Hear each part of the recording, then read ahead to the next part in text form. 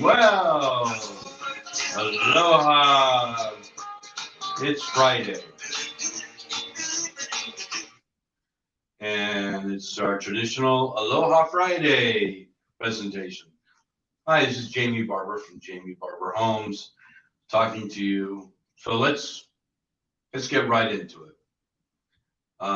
We had our monthly office meeting yesterday, and went over some numbers. First of all, we are still at less than a month's worth of inventory. That's still craziness. So we're still in a seller's market.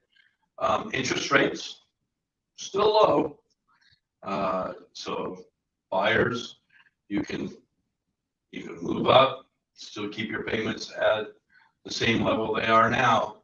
That's a great thing. And the sellers are still, we're not into the crazy overbidding that we were. So it is a good time to buy. And um, so I just want you to guys all understand that it's still a good time to sell and it's still a good time to buy. All right. Well, let's talk about things that the 5 things that are not true anymore in buying real estate. Things your parents may have told you when you went into the process of starting to buy a house. So let's say, when I was preparing to put in an offer on my first home, my parents were nudging me to come in under the list price. And now my real estate agent was very blunt. That would be a horrible strategy. I'd likely lose the bid.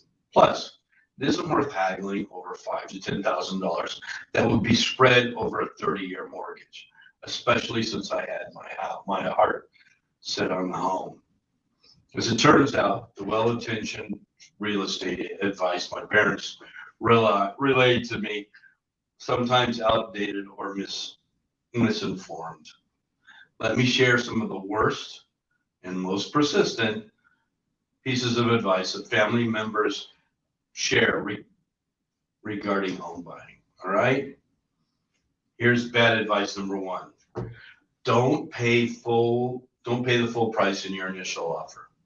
Well, in a buyer's market, you may be able to gamble and come in under the list price. But in general, overbidding, underbidding is an outdated strategy, especially now in this ultra competitive market. Paying the full price in your initial offer can help you score the home of your dreams. So don't be afraid to go all in.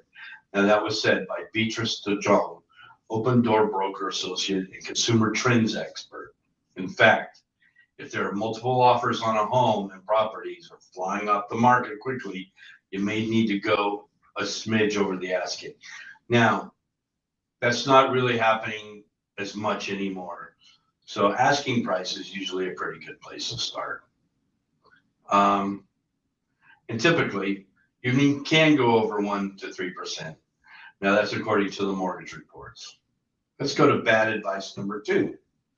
When checking out a property, don't let the realtors see that you like it. Well, your family members, they may tell you to wear your best poker face to a showing or to an open house. The idea is if you show neutrality or disinterest, you're able to negotiate a better price.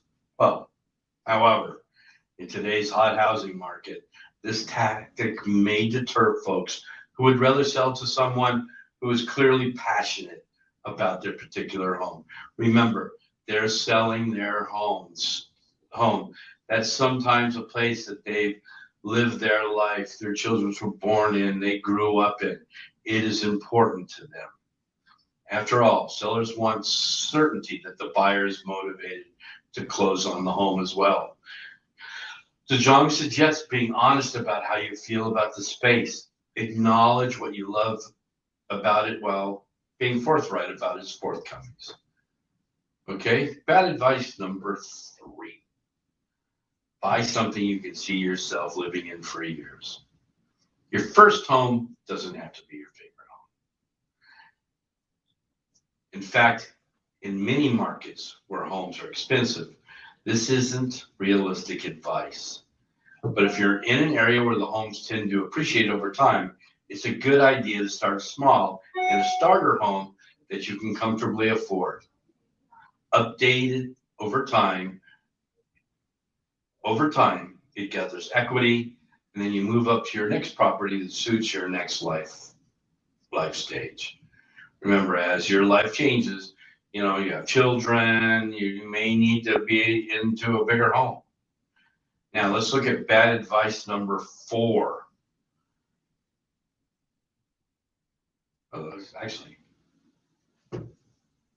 okay. Bad advice number 4 is you need a 20% down payment or else you won't be able to afford a home. Well, larger down payments have some advantages. They can help you avoid paying private mortgage insurance, what we call PMI, and they can translate to lower monthly mortgage payments. But did you know that according to the National Association of Realtors, the overall average down payment is 12%, and that the average first-time buyer puts down only 6%. If you can't wait to get into the home of your dreams, but you don't yet have 20% down, consider looking into an FHA, Federal Housing Administration loan, which is backed by the government. Okay? FHA loans allow borrowers with a down payment as low as 3.5% to qualify for home loans if their credit scores are 580 or higher. Borrowers with scores between 500 and 579 will be on the hook for a minimum of 10% down. Okay? Now, let's look at bad advice number 5. Pardon me. Let me get a quick tea. Damn. And a little spillage. Okay, that's back to bad advice number 5. You should use the same lender we use. Well, mortgages aren't one size fits all.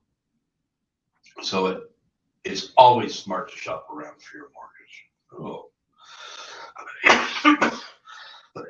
I apologize. I've got a little tickle in my throat.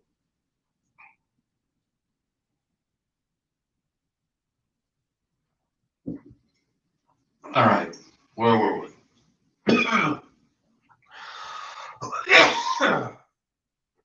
All right. Wow. I still got a tickle in my throat.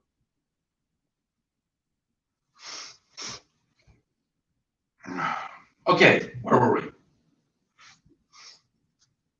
Bad advice number 5. You should use the same lender we use. Mortgages aren't one size fits all. So it's smart to shop around for your mortgage. Anyone shopping for a mortgage should compare rates and terms from different lenders. Spending the extra time shopping around could save you tens of thousands of dollars over the course of the loan.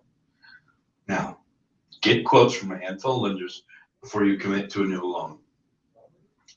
If you're worried about multiple requests or inquiries dinging your credit score, understand that any impact to your score will be small, and you can minimize any negative impact by shopping in a short period of time. Complete your mortgage shopping in 14 days, and when multiple lenders request your credit score within that time, it will only count as a single inquiry. The window could be as much as 45 days, but the rules can vary depending on what the scoring model lenders use. So 14 days is the recommended safe bet. Okay? So that's the 5 things, bad advice. Okay? Here's just a recap. Bad advice number 1, don't pay the full price of your initial offer. Bad advice number 2, when checking out a property, don't let the realtors see what you like. Bad advice number 3, buy something you see yourself living in for a long time. Bad advice number 4, need 20% down or else you won't be able to afford a home. And bad advice number 5, you should use the same lender we used. Nope, shopping around. All right, that's Jamie Barber. That's me for this week. I apologize for that little bit of a coughing attack in the middle, but hey, I'm human. So enjoy the weekend. Have a great time. It's supposed to be nice. Hope you all got to see that little bit of a lunar eclipse last night. That was fun.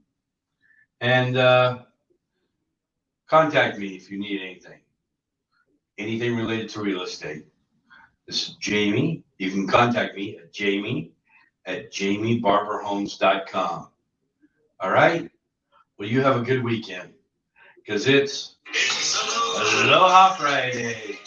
No work till Monday. Of course, unless you're a realtor or you work in a restaurant business or you're in sales. But for the rest of you, have a good weekend. All righty. Jamie Barber from Jamie Barber Home.